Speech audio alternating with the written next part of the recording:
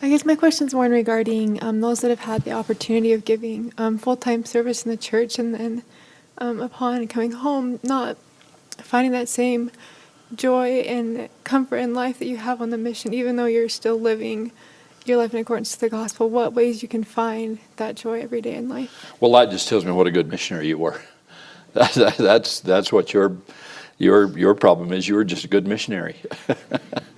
Because, and this is another speech I give to missionaries. I love being with missionaries. Just yesterday, I was with the missionaries in a nearby state.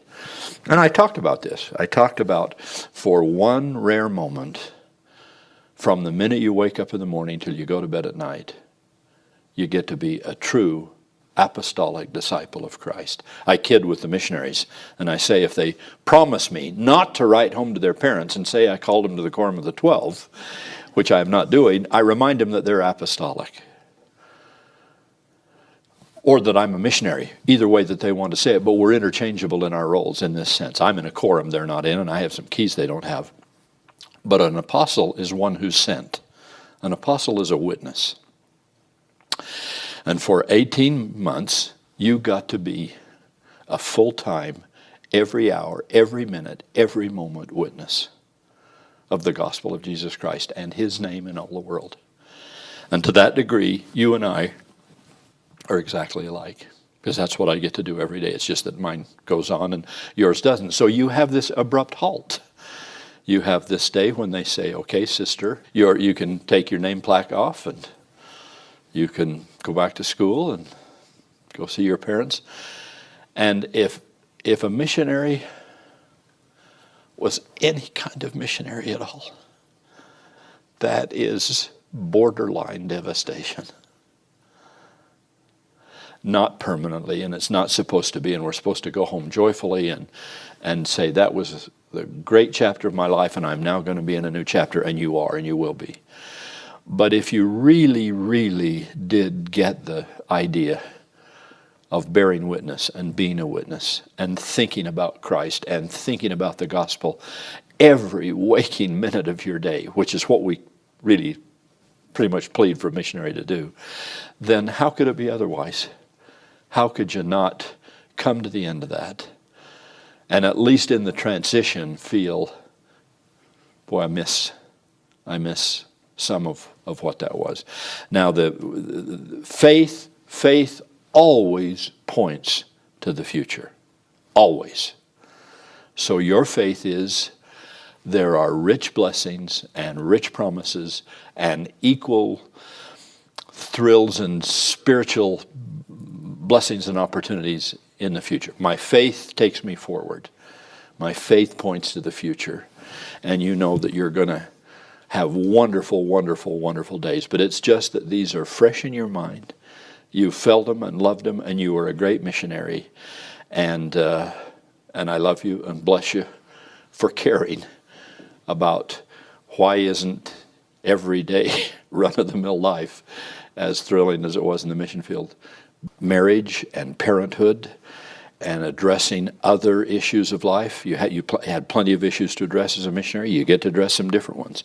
And what you have to try to do is remember those same basic habits. We still want you to pray. We still want you to study. We still want you to keep your heart pure. We still want you to keep your mind off the world.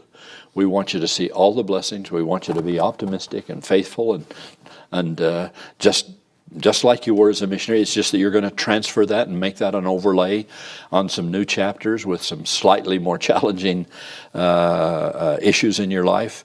But to retain those foundational habits, those foundational stones that God laid for the rest of your life. Sister Holland has watched me with missionaries. And she knows, she can tell, she can see it in my face.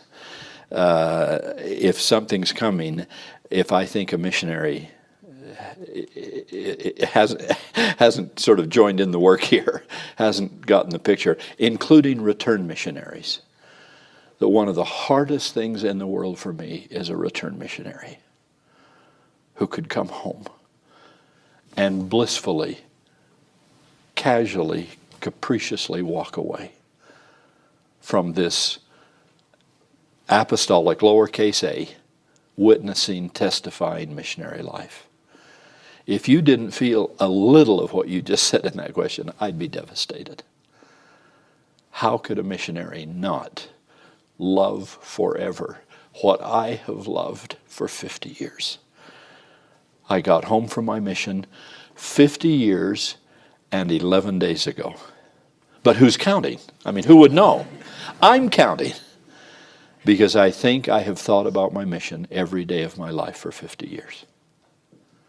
Because it changed my life. And that's what I want for everybody. And so you cling to it. You feel a little of what you're feeling. You just say, well, I am going to study. I am going to keep a gospel course and a gospel library before me. And it can be a little bigger than it was as a missionary.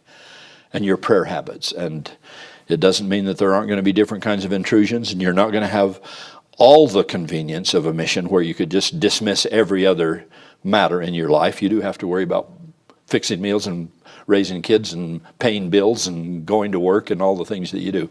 But you're still God's investigator. You're still God's investigator, and He's still teaching you. And just the way you taught investigators is what He's teaching you. Pray a little harder. Study a little better. Change some more habits. The very speech you gave an investigator is the speech God's going to give you till He's holding you in His arms. So, I'm proud of you for asking the question. I'm proud of you for being a little homesick. You ought to be.